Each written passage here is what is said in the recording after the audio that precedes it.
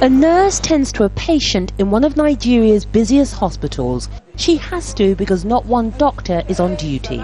This is a state-run hospital in Lagos. It normally treats up to 3,000 patients a day. But after strike action by more than 1,000 doctors in state hospitals, it means nurses are on the front line. Despite their care, an untold number of people have died, and more die daily. The doctors are demanding the same salary as their counterparts enjoy working in federal government hospitals. State-employed doctors currently earn a starting salary of $700 a month, nearly 30% less than doctors working in federal hospitals. We happen to be part of the public. What the public suffers, we suffer. It is because we are suffering. That is why we are lamenting. I mean, you see what happened in Egypt, happening in Libya. People want to be free. Being a civil servant does not make you a slave.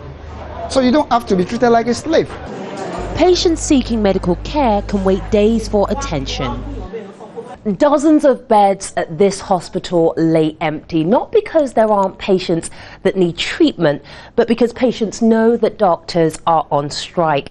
And one nurse told us off camera she believes that patients are now going to practitioners of traditional African medicines to get their treatment. The provision of medical services for Lagos State's 18 million people is huge. The government says it can't afford to bring their wages up to federal standards. We have resource constraints because they are not the only people. And to me, what has been offered now is almost 90% of what they are asking for. To us, that is not enough to call out a strike action because at the end of the day, it's the people of Lagos State that are suffering. And that's our stand.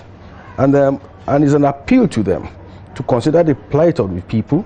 But with the strike in its fourth week, there seems to be no end in sight to the standoff, leading to fears that even more people who can't get treatment will suffer or die.